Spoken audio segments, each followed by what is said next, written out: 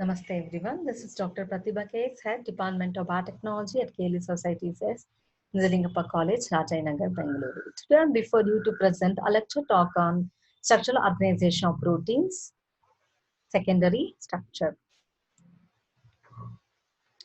Let us go through now about the secondary structure. Okay, under secondary structure, we're going to study the helix formation. This helix formation for the first time observed by Linus Pauling and Robert Corey in the year 1939. Sequence of amino acids helically twisted by the presence of hydrogen bonds. Here you can see the presence of hydrogen bonds. Okay, whereas when compared to primary structure, there you observe only the primary bond, that is peptide bond. Okay, so in secondary structure, you'll be able to see the presence of hydrogen bonds other than peptide bond. Irregular, in secondary structure, you can see irregular coiling involves the folding of the chain through hydrogen bonds. Hydrogen bonds are responsible for the helix formation. Okay, then hydrogen bonding between neighboring amino acids results in the formation of rigid tubular structure like helix, that is, which gives appearance like a spiral staircase. Rotation possible only at CN and CC. We have already studied that in the stereochemistry of the peptide bond. Okay, rotation is possible only with the CN and CC association. Okay, helical turn may be clockwise direction, that is right turning helix you may get, or anti-clockwise direction, that is left-handed helical turning can also be seen there. Okay, then secondary structure due to the formation of hydrogen bonding, okay, leading to folding of polypeptide chains. So here in secondary structure, the helix formation is mainly because of the hydrogen bonds. According to Pauling and Corey, there are two types of secondary structure.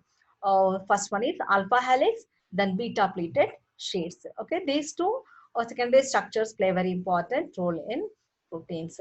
Beta band and collagen triple helix can also be seen in secondary structure. Alpha type is more preferred because the arrangement of polypeptide gives stability to the secondary structure of the protein. So alpha helix will be most commonly observed. You can see this is the helix. Okay, this is the alpha helix protein molecule. So whenever in the exam they asked for secondary structure, no, that time you need to recall this alpha helix. You can see here C double bond NH. This is alpha carbon atom or chiral carbon atom. Okay, here you can see one side R group, another side H group.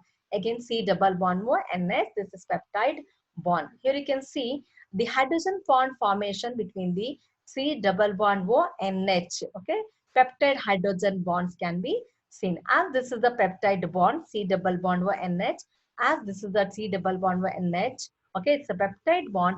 Hydrogen bond has formed between the peptide bond. So you can say peptide hydrogen bond. Okay, this hydrogen bond which stabilize this particular secondary structure of the proteins, that is alpha helix. If these hydrogen bonds are disturbed through denaturation, then this protein molecule will lose their native configuration. Okay, so these hydrogen bonds play a very important role in maintaining the native structure of the protein molecules. Okay, you can see here the hydrogen bonds which are formed between the C double bond O and NH, which are responsible to stabilize that particular protein structure.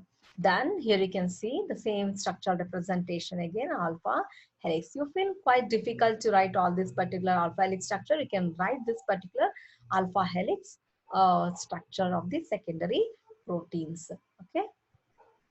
Now let us go through the characteristics of alpha helix.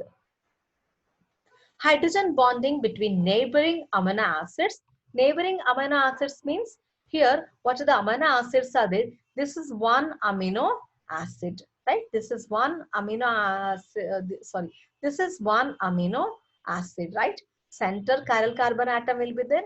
One side there will be amino group, another side there will be a carboxyl group, and to this carbon there will be attachment of the R functional group. To this H group will be. This is the one amino acid. So hydrogen bond is happening between the two different amino acids, adjacent amino acids are far away amino acids. So hydrogen bonding between neighboring amino acids results in the formation of rigid and tubular structure called helix.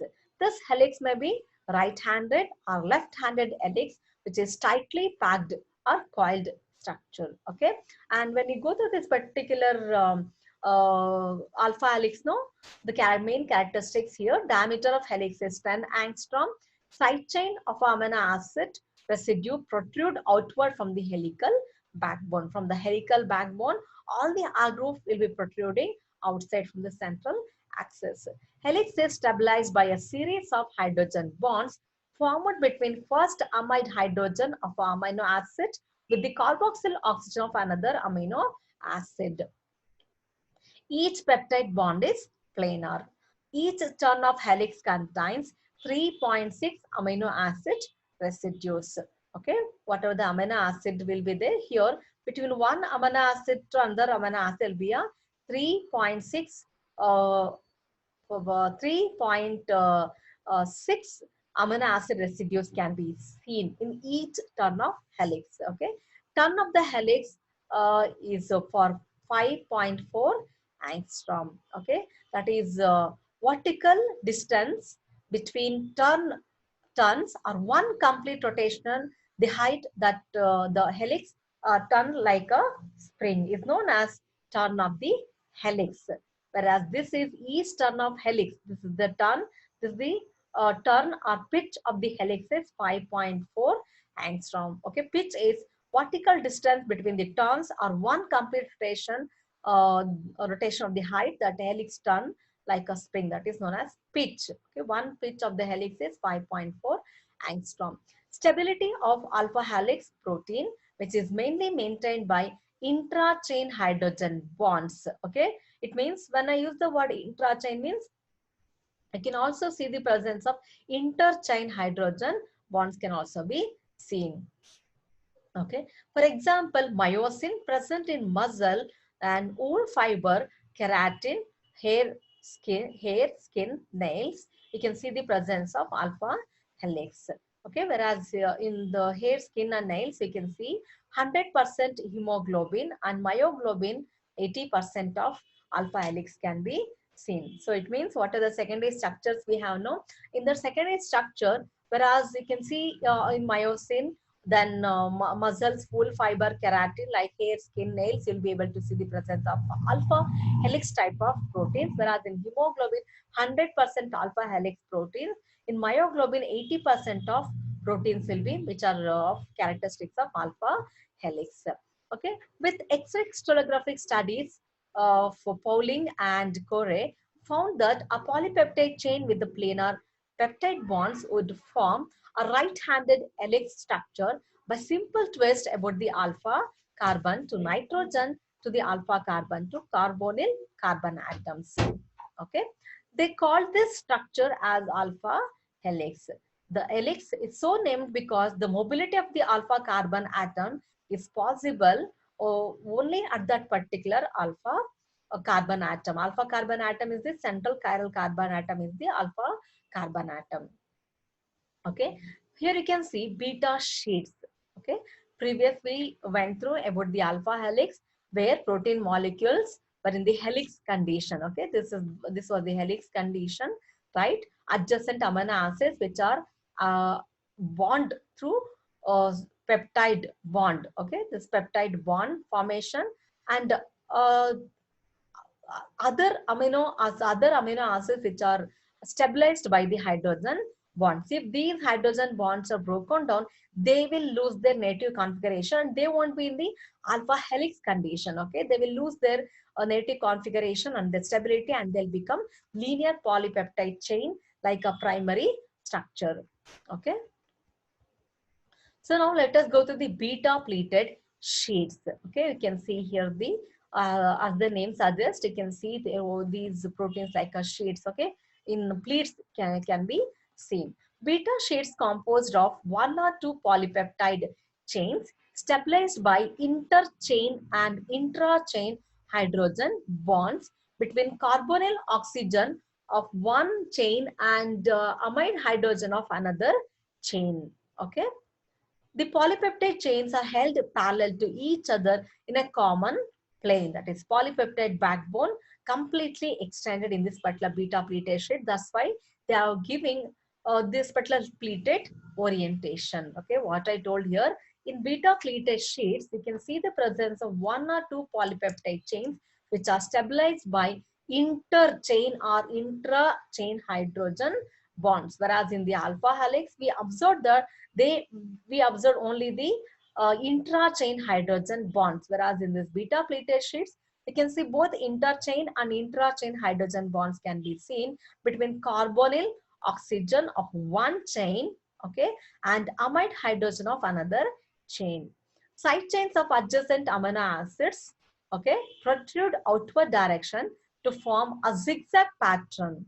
So beta sheets called as pleated. For example, fibroin proteins, silk fibroin, beta keratin found in feathers which contains beta pleated sheets. And here you can see cross linkages which helps in stabilization of beta pleated sheets. Okay, you can see so many cross linkages can be seen here. These cross linkages which stabilize the beta pleated sheets. In beta pleated sheets of secondary structure of the proteins, we have two types of beta pleated sheets. One is parallel beta pleated sheets, another one is anti-parallel beta pleated sheets. Linus Pauling got Nobel Prize in the year 1954 for the study of alpha helix and beta pleated structure of proteins.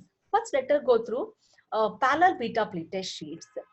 Here, hydrogen bonded polypeptide chains run in same direction relative to amino terminal and carboxy terminal end. Okay, this is known as parallel beta pleated sheets. Formation by folding back of polypeptide. Okay, angles between strands are different and are not the same.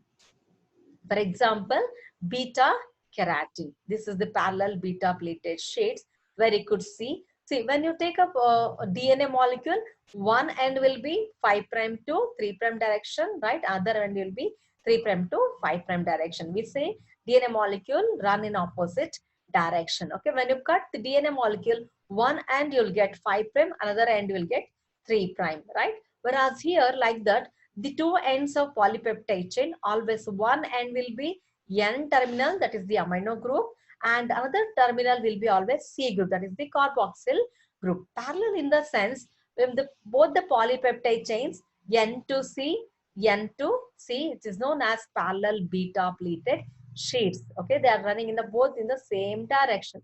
Parallel beta pleated sheets. N to C, then N to C, that is parallel beta pleated sheets. They had here the hydrogen bonded polypeptide chains run in same direction relative to amino terminal and carboxy terminal known as parallel beta pleated sheets. For example, this is C terminus and here also C terminus. Here's N terminus, here also N terminus. They run in a same direction. Okay, this is parallel beta pleated sheets are stabilized by the hydrogen bonds. Okay, this is the top view where this is running from N to C, N to C. Okay, amino to carboxyl, amino to carboxyl. How in DNA will study 5' through 3' direction, no? Like that in the protein molecules will always read these amino acids from N terminal to the C terminal. Another one you have in your syllabus, that is anti-parallel beta pleated sheets. The polypeptide chains or strands run in opposite directions relative to their NC terminals. Anti-parallel sheet which are more stable because the C double bond O and NH bond are oriented for maximum interaction when compared to the parallel beta pleated sheets. Hydrogen bonds between the strands are perpendicular to the direction of the strands. Alpha helix, which is rod-like arrangements. Okay, perpendicular means, see here the hydrogen bonds are very perpendicular, right? Whereas in this particular anti-parallel beta pleated sheets, they are not perpendicular to each other. Okay, they are not perpendicular. Whereas in anti-parallel beta pleated sheets, they are very much perpendicular to the direction of strands.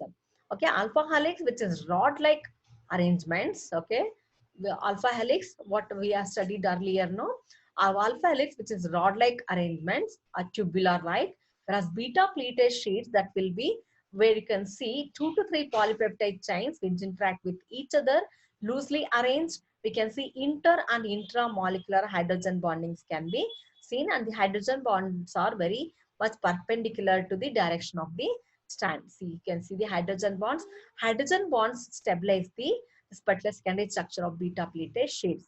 As you can see here, the direction, one polypeptide chain will move from amino terminal to the C terminal.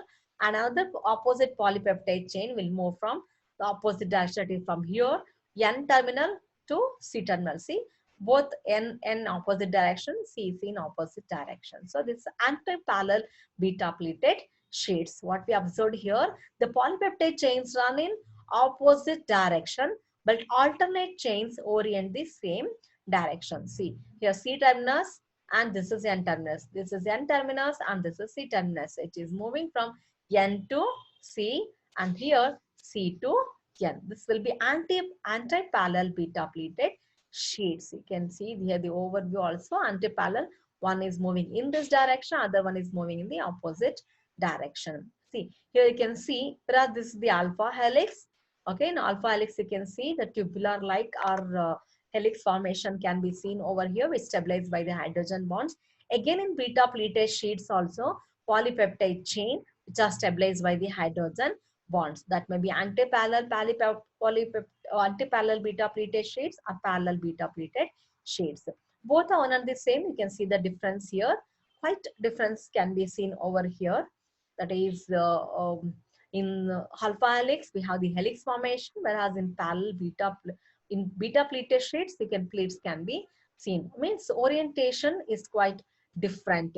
Anti-parallel, here you can see one is moving from N to C, other one is moving from another one is moving in the opposite direction. Okay, here this is N to C and from here N to C. Parallel, both are in the same direction. Here from this polypeptide which is moving from N to C and here also N to C. So this is the difference between anti-parallel beta pleated sheets and parallel beta pleated sheets. Now let us go through the another secondary structure part, that is triple helix. As the name suggests here, we can see the presence of 3 polypeptide chain which are in helix orientation. Secondary structure of collagen, okay, and here collagen pattern is formed by the twisting of 3 helices of polypeptide chains to form 3 standard fiber. Okay, here these triple helix which are stabilized by interchain hydrogen bonds. Inter means 2 different polypeptide chains which interact with each other very tightly. Triple helix is twisted so closely that only simple amino acids like glycine, where the side chain group is only H, can fit into the structure. Okay, as we know, based on the R chain structure, we have differentiated the 20 different types of amino acids or functional group. So whereas here in triple helix, only simple amino acids are going to be fit. The tight wrapping of the helix, 3 polypeptide chain wrapping, okay, that helix provides greater tensile or stressed strength and make possible various activities of animals like running and jumping. For example, where you could find the triple helix in collagen, okay, collagen helix, which is also a secondary structure of the proteins, but you can see their triple helix, which is this collagen helix, which is a major connective tissue protein. Okay, it's also found in the skin, teeth, vessels, bones, etc. and fibrous protein of greater strength. 3 polypeptide chains are coiled around each other to form right-handed triple helix known as tropocollagen. In the exam, they ask you for 1 marks. What are tropocollagen? That time we can mention this one. Okay. Then collagen consists of a repeating sequence. Okay, high percentage of hydroxy amino acid residues and hydroxy lysine, specifically these amino acids can be seen. Okay, hope you understood today's concept on secondary structure, that is alpha helix, beta pleated sheets and triple helix. I, Dr. Pratibha K, signing off for today. Thank you for being with me. Stay tuned with me. I'll be back with some more videos. Okay. Thank you.